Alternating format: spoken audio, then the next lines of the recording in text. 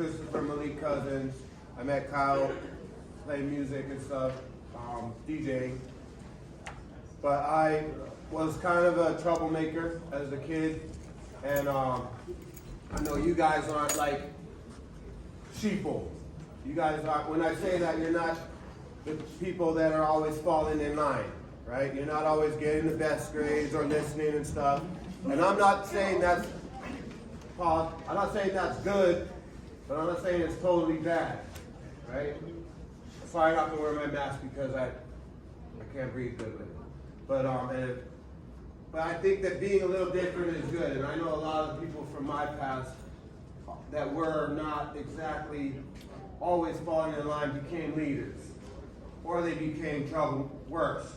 So it's kind of a matter of how you want to channel that energy and efforts and stuff that you have already, which is you're not just, you ask questions, you challenge authority, you want to know more. You're not just yes sir, no sir, you know what I mean? Not to say that's wrong, because the world needs those people.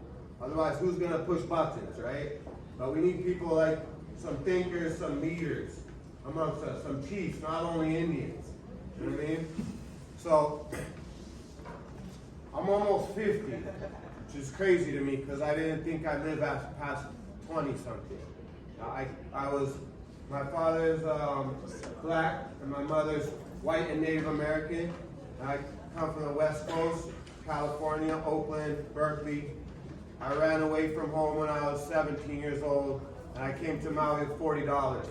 Stolen bicycle and little bit stuff, hardly anything. And I didn't know anybody here, but Maui's been a good home to me. I feel like it's a place that will either, and I'm sure a lot of you guys know it better or as good as me, but it's a place that stuff comes around fast. Bachi, karma, good or bad, right? So if you do good, all of a sudden good stuff starts happening. You do rough, bad stuff happens quicker than other places. So I recognize that, but it took me a long time to figure it out. When I came here, didn't know what to, I met a Hawaiian on the mainland who told me to come here named P.O. Brown from Kekaulike. And he was captured, he told me, when he was a little kid and forced to wear shoes and speak English, because this was like right when way past Hana where he couldn't be, you know, he's older than me, probably 60, 70 now, probably 60 something, probably 10 years older than me. And we used to smoke Papalolo every day at his house, and he'd tell me, and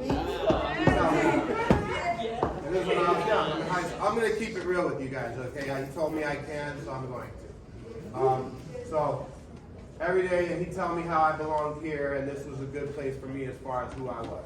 So I believed him and trusted him and ran away from everybody to tell him where I was going, and rode my bike to Sugar Beach, got a job on boats, and ended up joining Kia Boys and making trouble. I've been arrested on Maui 47 times. All misdemeanors. I never hit a family member or a woman or touched a person like that or got in trouble for drugs or any perverted weird stuff, and I'm proud of that. But I did scrap a lot of people, and I did get caught with minor in possession and drinking under the age and driving without a license and no insurance and contempt of court, and I wouldn't go behave, you know.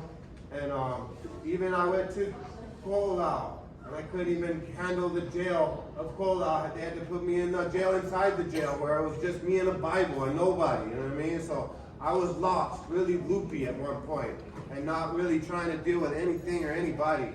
And at some point, I realized later that you need 4 things to be a happy human. And it seems more complicated, but there's only 4 things. Does anybody want to guess what they are? Raise your hand. No? Okay, I'll tell you. First is food and water, sustenance. You got to eat, right? And not only that, it has to be good. The stuff you eat, if it's junk, your brain is going to mess up in your body. That's number 1 rule. Food is medicine, medicine is food.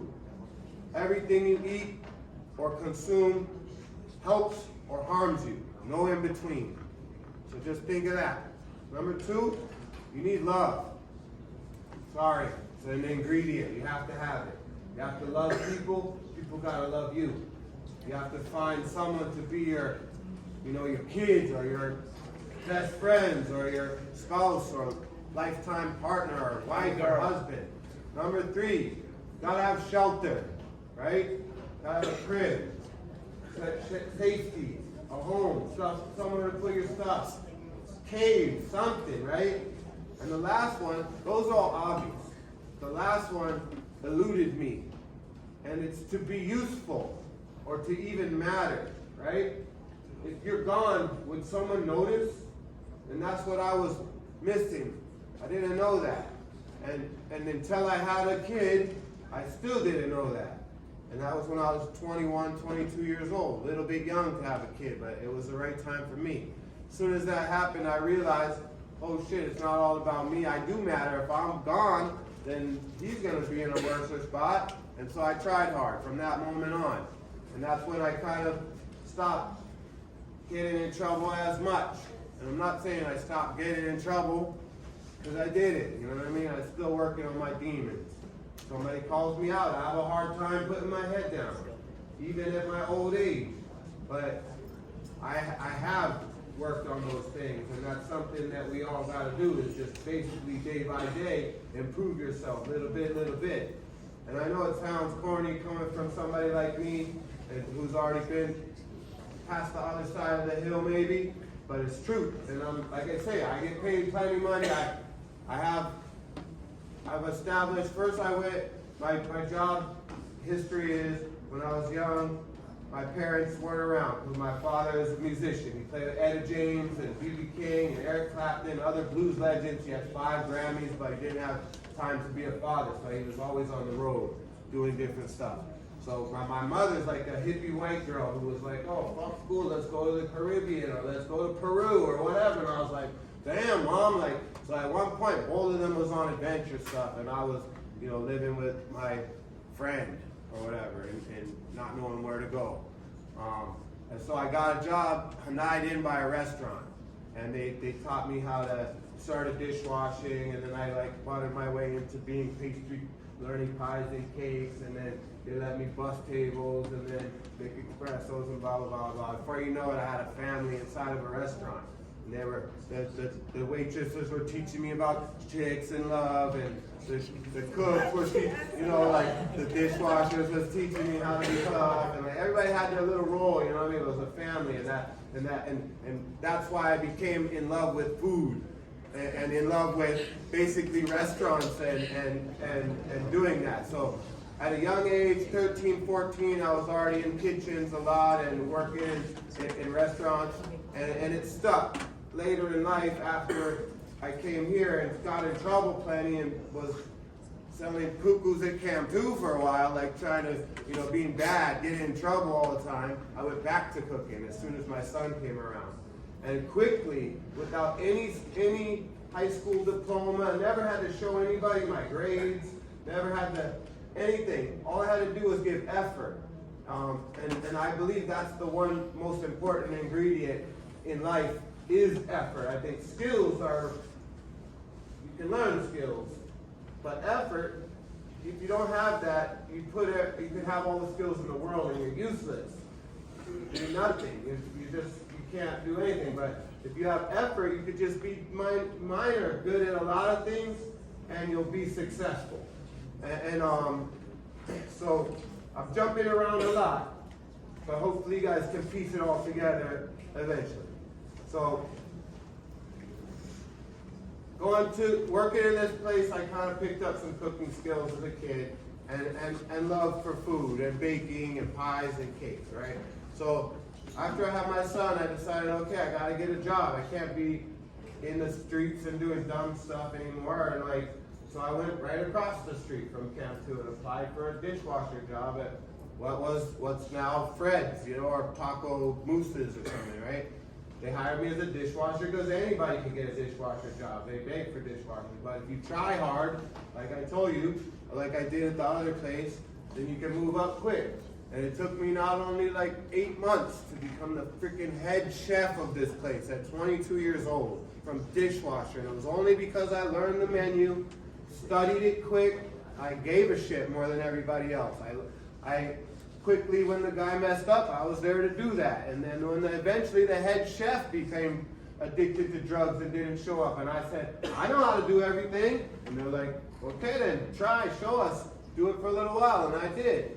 And by 22, I was already running this huge company that was making millions of dollars down Kihei. And I eventually got recruited to Kihei Prime Rib and Seafood and paid more. And then I became the head chef at Greek Bistro, which was, you know, a whole different cuisine and different people that were teaching me how to do different things. And then something terrible happened again, where I still wasn't cleaning up my life totally. I still didn't make a commitment to go all the way into being a chef. Even though I wanted to be on what was famous and Channel 7 and be a legendary chef, I wasn't getting paid like it. I was getting paid as that dishwasher kid that moved up, right? And they were robbing me from my skill set, and so I wasn't able to survive enough with money. So I'm still hustling Pakalolo, and I make something in the street goes wrong where somebody robs me, but not totally, but they like enough that I go make trouble to them and tell them, you know, blah, blah, blah, blah. It starts big beef between one side and another side, you know what I mean? And it escalates to where there's a shooting at Cam 2. I never talked about this, and I won't talk about it plenty because, you know, stupid to talk about. But that's what all this little weed stuff turned out to. It was like a $50 bag of weed that turned into a shooting at Camp 2 where a girl was getting ragged all around and machetes and bulletproof vests and 2 big sides and all this crazy shit happened for me. Yeah. And when it all was like, the explosion was coming down and everyone was like, I thought I was gonna get in trouble and maybe lose my whole, one of the sides was gonna blame me or the cops or something, right? I called my friends who I'd met, guys in New York who came here all the time, and they were real gangsters, if I'm honest too. They were like guys that were running another whole weed thing in New York City. And I called them and said, I want to go out of Hawaii. And they sent for me, and I went to New York City. And for 2 years, I brought my young son and my Japanese wife to Brooklyn, New York, and worked for these guys, selling Pakalolo from Water Street to Harlem. Calling a dispatcher who would send me on several places, guys getting robbed, guys getting stabbed, guys going to Rikers Island, big trouble stuff, right? And I was losing a lot of the stuff that Hawaii gave me, which was any kind of aloha and heart and spirit, and I was falling into this stuff that was the city was making me harder. When I got there, I was helping old ladies out of the subway, trying to help them, and when I left, I was like, you're not, you know, fucking get away from me, bomb, like being fucked up, right? And I came back to Maui 2 years later after running from this problem here with gold teeth, skinny, punchy, problematic, but entrepreneurial. Instead of looking for a job, I was looking to create something. And it was only because I seen all these people put out a blanket on Times Square and try to sell jewelry or CDs or whatever, and I seen everybody in New York was a hustler and trying to make lots of ways of getting money or getting ahead. And so when I got back here, I was confused. I didn't know what to do. You know, I knew that all this trouble I was in had blown over, and I knew that I had a skill in cooking and did it, but I knew I was a grinder. I was good at whatever I was doing. And I was sitting at camp where the triangle is, waiting for someone to come get more weed from me. And I saw all these people with money everywhere.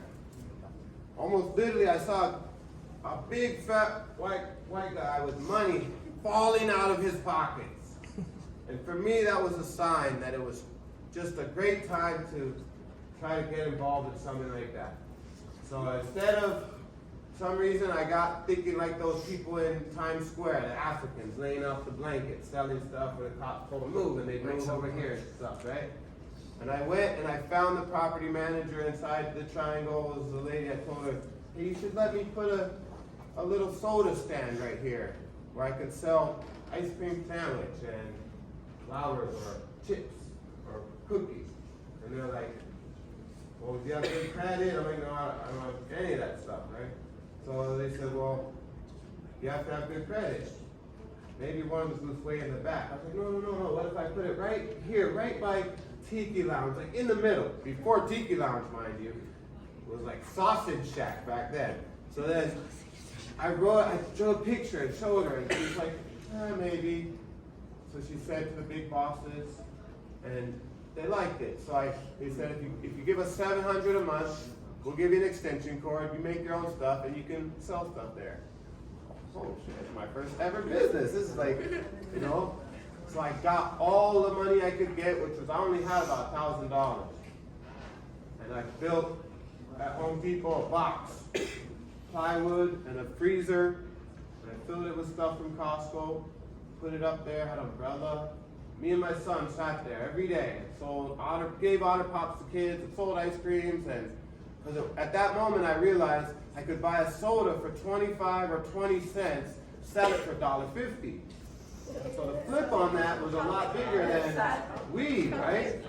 And I didn't think of that before, you know what I mean? So I was like, oh crap, I could sell stuff, but now what if I sell stuff that's like that? So the flip the difference. So all of a sudden we're selling plenty. And when I was in New York City, I saw this basketball player and a team, Syracuse, Carmelo Anthony. You guys know that, right? Yep.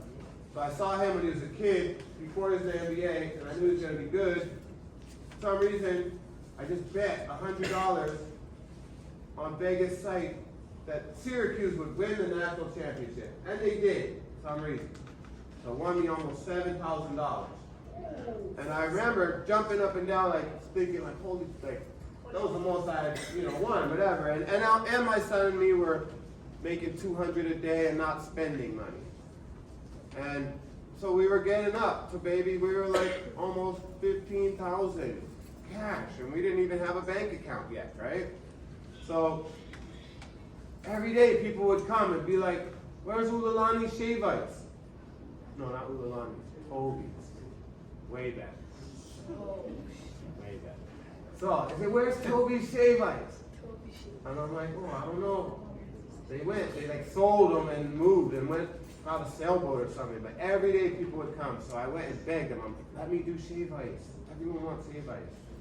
They're like, no, you don't have good credit. We told you, so like 1 year is $25,000, $2,000, they're trying to they said I wasn't ready. So I put all $15,000 on the lady's desk in cash, $20 bills, and she's like, what the heck is this? It's supposed to be a cashier's check, if anything, and you have bad credit, and and she's on the phone, and I'm like, that's enough. And I left her office. And I went back to my booth, and I started selling my Otter Pops and stuff, and I guess she didn't know what to do with it, or they come in to put it in the safe, and they didn't deal with me and didn't till tomorrow, right? But that night I slid my box all the way through the aisles to nail it in where it is right now. And it's been there 21 years, where I'm the longest running shave ice place on Maui, Local Boy Shave Ice. Yeah? And then, I'm not saying I got little flaws in my game too, but you know what I mean? We've been running long, we made it through the pandemic, whatever, and long story short, I drilled that in, built it around, didn't ask for permission, asked for forgiveness, right? Because that's how it goes, right? You don't ask for permission. In other words, and when I was in jail, I read a book that said that. It said, don't worry about trying to ask for all the rules and say, can I do this, can I do that? Just do that. Figure out if it works. And then, if it works, you're making money, someone's going to come to you and be like, hey, you're supposed to have a permit for this. You're like, oh, I didn't know. Here, how much? $25? Yeah, no problem. But if you go beg for permits and ask permission before, and they'll be like, no, you can't do that there. No, they'll shut you down early. And maybe they say yes, you pay all these permits, you deal with all this stuff, and your dumb idea don't even work, and you waste your money. So that's this unorthodox way of thinking of starting a business. I'm not saying it's perfect, but it's if you don't know what to do, figure out something that works before you necessarily ask for forgiveness instead of permission, which is what I did. So I drilled my box in, and like I say, it grew over the years to be, where I was working there every day, making a little bit of money, and I did pretty good, like $500 a day, to where finally I figured out if I hired really good-looking ladies and guys to work there that were charming, they would make $1,000 a day. And then eventually Paris Hilton started coming, and Kendrick Lamar and Ice Cube and everybody, and like some people would come every year and try to invest in my company because they believed in it. They'd be like, oh, please put one in Lahaina. And I was like, oh, I don't know, I'm good with my one here, I'm happy, this is good, you know what I mean? And then they're like, oh no, we'll pay for it. And we just want 15%. I'm like, oh, OPM, what's that? Other people's money. Okay? That's how you start business. What did I tell you was the most important ingredient? What's the most important ingredient? Does anybody remember? Who's paying attention? Effort.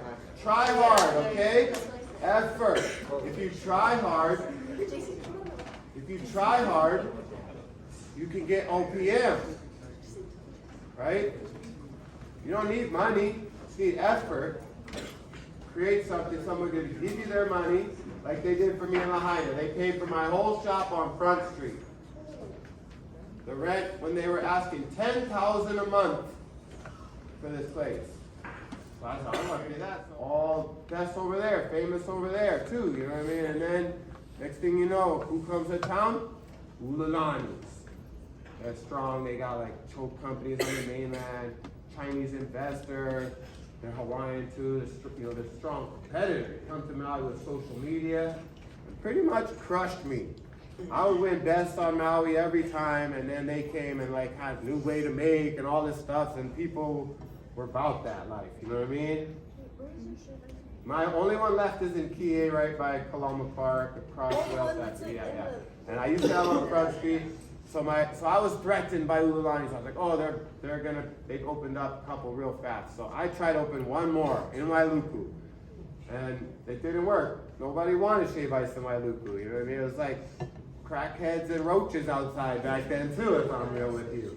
So I tried and lost money and messed up over there. But I don't care about that because I know how to be poor.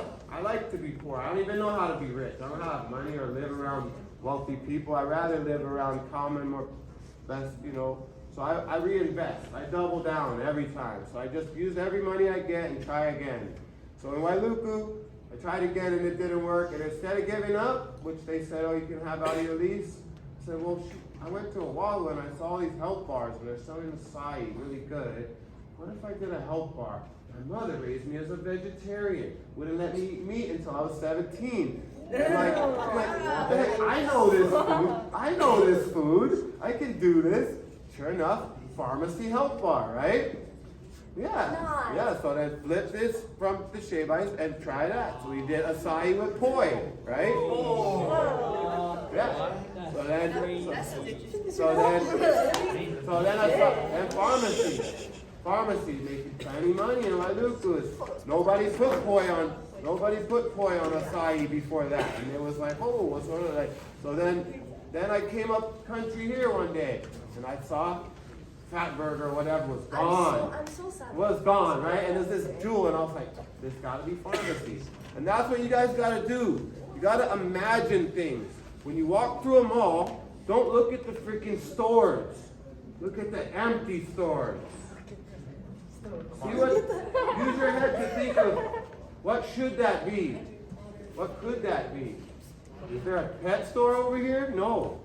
Oh, if I do a pet store and commit to working hard and get a little squad of workers and get that rich person to say, hey, would you invest for da-da-da, and we'll take, then you on your on your way. Anybody know about the book Rich Dad, Poor Dad? Robert Kiyosaki, the guy from Hawaii. He wrote a book called Rich Dad, Poor Dad. The gist of it, I'm going to save you your time. You don't got to read it. No, read it. But the gist of it is, the poor dad went to high school, went to college, went to, what is it, college after college? What? Master's degree, right? 6 years, 8 years, whatever, school. Fine-tuned his skill like a freaking needle. So he was the best at one thing, right? It became obsolete. Some computer took his job, right? And now he's lost. He didn't know what to do. He wasted his whole life learning, not wasted, spent his whole life learning a skill that is no longer necessary. You guys don't think that that's just going to happen in your lifetime? You know what is an exponential curve? That means when you learn one thing, it teaches you 10 things. And that's where we're at right now. That's why in 100 years we've gone from a steam engine to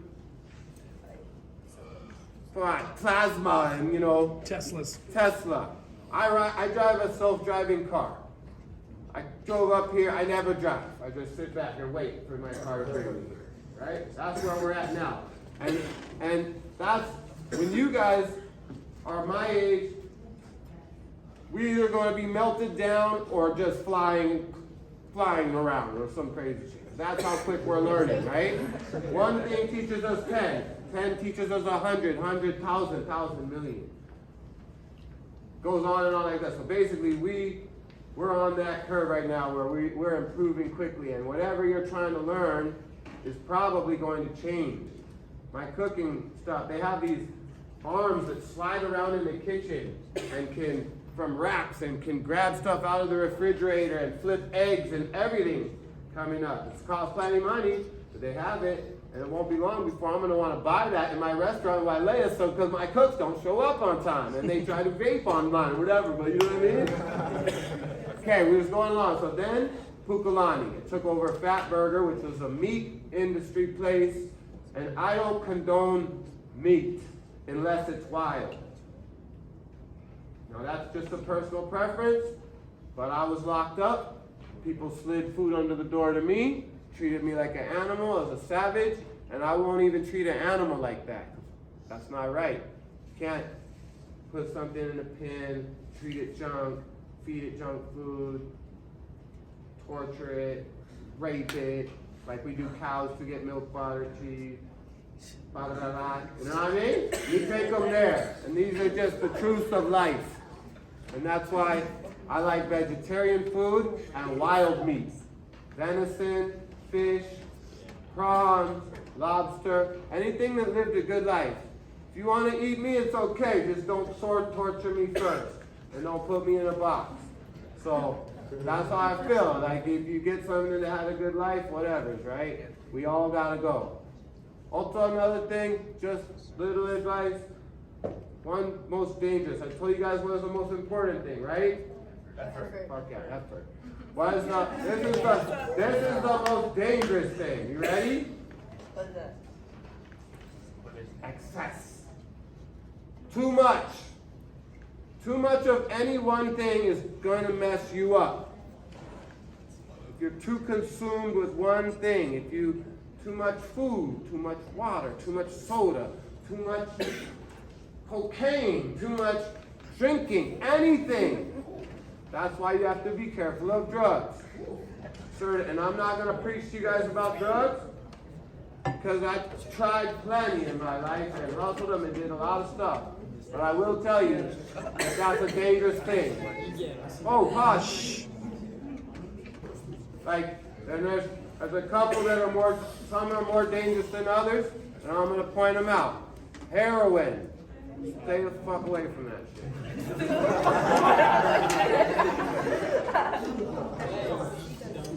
And there's many forms of it that are trying to sneak their way into your lives. It's not just the one that comes in the car and they shoot or they smoke. It's the one that comes on your mama's prescription table. They're sneaking into your life. Oxy this, oxy that. Stay away from all of that stuff. It's a freaking hole that you'll have a hard time getting out of. Stay away from meth. Meth will change your whole life, make you a different person. Yeah. Coke is slippery. You can live your whole life and do it and people won't even know. Terrible. Yeah. So I'm saying, don't do those things if you can help it. When I was a kid, my mom sat me down and told me about all the drugs. Other parents were telling their kids, drugs will kill you. And when we went smoke weed, everyone thought their parents were full of shit because weed was fun. Right? My mom told me, weed is fun, but meth will kill you. And coke is deadly. And heroin is going to mess you. My mom told me the truth, like I'm telling you right now. And that's when I respected her. And when I went and smoked weed with my friends as a kid, I knew not to go to the next one because I knew my mom, I trusted her. So, all of this to be said, after a long time, started Kekaulike pharmacy. And then I have all these shops going, right? And it's a juggle, because I didn't learn how to run planning businesses. I knew how to run one good, but not all of them. And there's a lot that goes involved with running all that stuff. But what did you have you going? You had pharmacy, Kekaulike, you have Wailuku? Front, and they were all on all sides too. So Front. Yeah, Front Street, up here, Wailuku, and Kihei. So it was like hard to handle. And then I was down trying to save the Wailuku store, and the Four Seasons calls and says, hey, we have these really rich people that we want to send because they want sugarcane juice. Okay, whatever. And so they come, and they're like Indians with bulletproof cars and guards. And I'm like, so I get them to try like sugarcane juice with lilikoi, and then maybe with little dragon fruit, and try the acai, and then they eat the tofu sandwich, and the roaster, and then they eat all this different stuff, the soup, and they come back every day, 6 days in a row. On the sixth day, they tell me, we think you're the best chef on Maui, and we want to start a business with you. I said, oh, okay. I have a lot going on, that's cool, but here's my number, call me. And I heard this talkers a lot, right? So a couple days later, they call me and they say, we want to send you a ticket to New York to come look at these places. We want to do London, New York, and LA. And I said, well, shit, I don't know if you mistook it, but I'm not leaving Maui. I'm not going anywhere, like whatever. It's like, and they were like, oh, well, can we do one maybe Wailea? So I said, all right, Wailea then. Sounds good. So I call couple people, my realtor people, who now I have realty people and lawyers and all kinds of crazy stuff.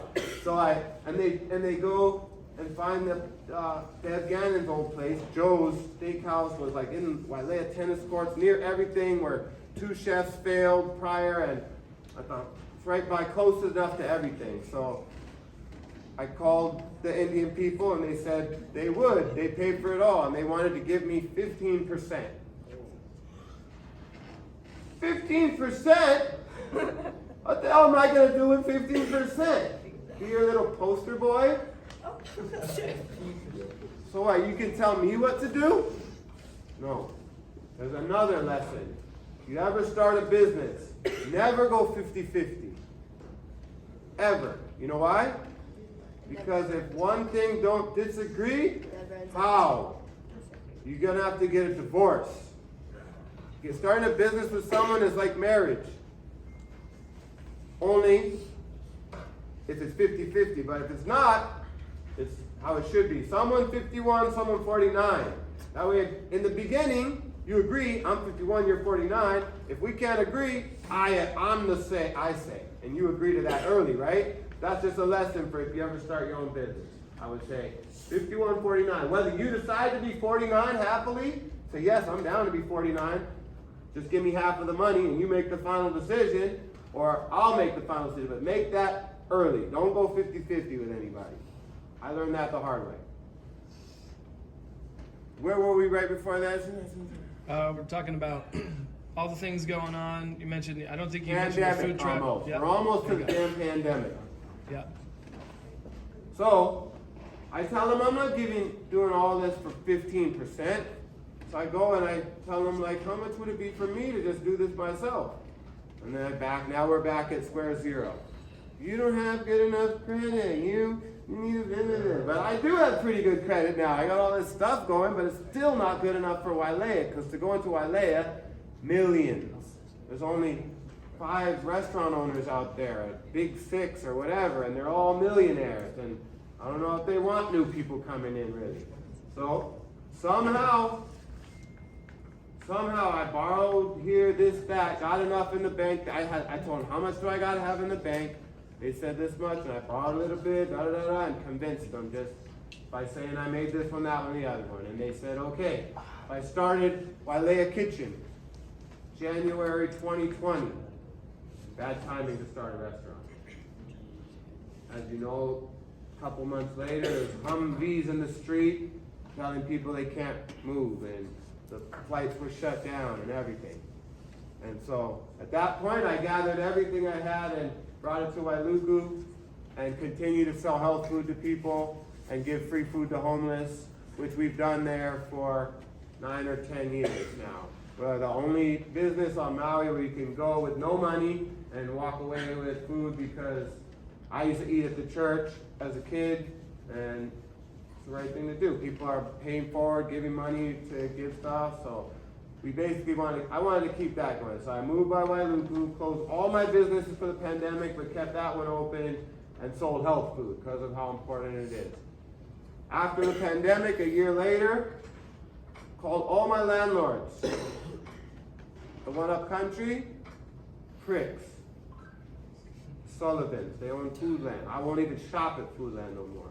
You hear that? Sullivans. The old pharmacy is Kekaulike. I like Kaleido. That's a cool ass family. So get this. So when they say, so they told me they sued me for money, made me pay plenty just to get out of my lease, even though there's only a little bit of time left.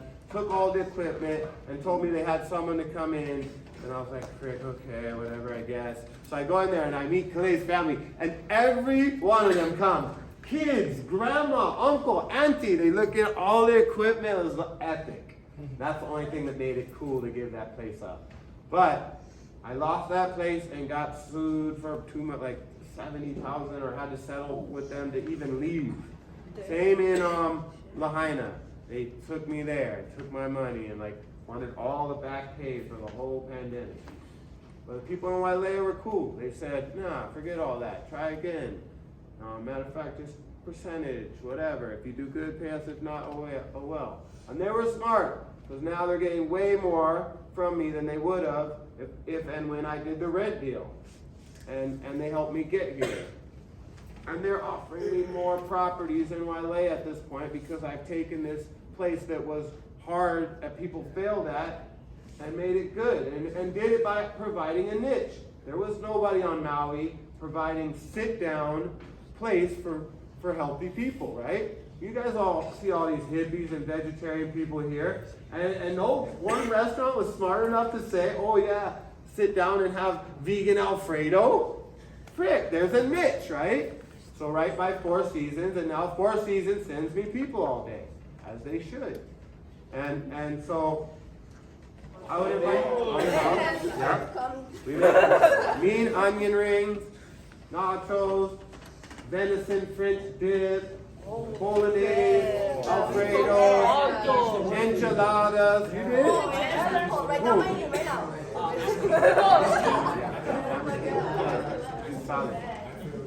Yeah, so basically, and upperclassmen at Local Boys Save Life this summer. You guys want to make some money? I usually pay 12 to 15 an hour, and you'll usually make at least that in tips, so 25, 30 an hour through the summer. Cash. Pharmacy, make smoothies, make acai bowls like that. I'm down to help people get jobs, first job kind, and you can work your way up to being, a food runner or even a server. Servers made $150,000 at Wailea last year, so High aspirations, you know what I mean? I'm proof that you can mess up and get up. You know, and I don't think you guys, anything you've been through, and I know life is freaking rough, bro. It's rough. I know that shit. But I'll tell you what, if it wasn't rough, it wouldn't be sweet. It wouldn't. You ever see those guys living in mansions, driving Hummers, born with a silver spoon in their mouth? Miserable. Miserable. Sick about life because they don't know what to do except for have problems and figure out a drug to get addicted to or be suicidal. Humans need challenges. The strongest, most beautiful rose grows from concrete, from the crack. You know what I mean? Don't underestimate yourself. Think about the people in our past that did more with less. They never even have cars and they invented stuff and created and did huge stuff. I mean, and if not, live your life like you only got 5 years. When I DJ parties, I say that. Every party, I say, there's only 5 years left. People trip. They say, what? Tell them, yeah. Live like there's, even if there isn't, live like there is. Enjoy it, you know? Enjoy that shit. You guys got any questions? We're running low. Yeah, we got about 20 minutes. So I'm long-winded. Sorry. Questions, comments, stories? Anybody? Anybody? Anything? Have you ever tried license before? No. What? No, hey, no. You guys didn't judge me, right? I came in here, I was vulnerable. Know what vulnerable means? Easily hurt. I came in here and told you guys a bunch of stuff about me that I don't tell people that are close to me even. And it's because, you guys are gonna judge me, you're gonna laugh about me later, you're gonna tell stuff, and it's gonna be good too. But being vulnerable is good, and she's being vulnerable. She asked me a real question, and that's strength right there. And the truth of the matter is, I probably did when I got a tooth pulled and I took some sort of oxycodone or something, but I've avoided that shit like the plague because I'm scared of it. What is the most dangerous thing again? Excess. Too much, yes. Could be too much women. Could be too much anything. Too much water. What happens if you get too much water? Drown. Right? Too much is dangerous. So that's why that's a scary thing. Freaking so easy to take too much or to like too much. So I wanted to just comment, you guys, there's a lot of different ways to arrive at success or a purpose. And can you talk a little bit about, what opportunities did you have coming out of high school, if any? And where you're like, well, definitely no college, right? I mean, did you ever want to go back to a higher education, or were you like, let's go right into entrepreneurship? So my mom did me a huge favor when I was 17 and I graduated. She got me a graduation gift, wrapped it up pretty and everything. My friends were getting cars, college tuition, spoiled kids, right? My mother gave me a 6-man tent. What's this? She said, that's for you to put all your stuff in. I was like, Mom, what are you talking about? She's like, yeah, I need your room. I'm renting it out for 3 months before I sell the house and move to Caribbean. I was like, oh shit. Real quick, right? So I did. I moved all my stuff to my friend's backyard and had all my clothes in a 6-man tent. And I went there probably 6 times and never slept there because I just couldn't imagine that. But it was a gift that she gave me, which is she cut me loose and said, try, go, do your thing. And that's what made me come here. As soon as it got cold over there, I was like, oh, 6-man tent ain't cutting it, you know what I mean? So I would say that opportunity, and I did at one point try to go to Maui Community College to take a basic computer class, but I didn't go to try to get a accolade or something I could show someone, an accolade or a diploma or a grade. I went to try to figure it out. But I think you guys are at an advantage because you do not need, you can teach yourself, you know. It's all, the information is in your pocket. All right there. And be like, the reason to go to college is, going to college is smart. Even this is smart, what you're doing right now, definitely. Because of, and don't underestimate this, each other. Right? You guys are building, whether you like it or not, bonds with each other. And you can help each other later in life. If you go to college, you're going to go to college with other people that are probably going to be rich, working hard, making money. And that's the strength of college, is you got friends and family to hire you or go into business with you and stuff like that. So people that are trying to advance their careers and people that are well off. To me, college is one of the biggest scams that there is. Yeah. You trying to say I'm supposed to go into debt so I can learn, so I can go to work and be a slave? Doesn't make any sense. Why would if I'm honest, why would I even want to work for anybody? Right? If I would have started thinking about not working for people but making my own money young, then I would have, I didn't start till I was 28, and I'm already worth billions. And if I would have started at 20, way more. Go back to Rich Dad, Poor Dad, the book. The poor dad went to college, honed his skill. The rich dad, he didn't go to college. He had a convenience store. He had some people doing some trash thing. He had some little bar on the side. He had an ice cream shop. He was diverse. He had several forms of income. You know what real quick, you know what the definition of rich is? What? What makes you rich? How much? A lot. How much? Millions. Millions? Trillions. Billion. Billion? Million's a lot. How much time is a million seconds? I don't know. A lot of minutes. 13 days. How much time is a billion seconds? 30 years, 30 plus years. Big difference, right? I used to think about, hey, we're almost done. Keep it quiet for one more second. I used to think about money as a number of rich. That when I get to this number, I ought to make it and I could retire. But that's not what it is. You know what an asset is? Come on, you guys. What an asset? An asset is something that brings you money when you're not working. If you break your leg and can't go to work, you're still going to get money from your assets. It could be anything. It could be Bitcoin. It could be a piece of property. It could be a job or a shave ice stand. It could be a newspaper route. It could be somebody else doing something for you that's making money, right? Anything. So that's an asset, right? What's a liability? When you have responsibilities. Liability is your bills, your cost of living, your rent, your food, your party money, whatever you spend.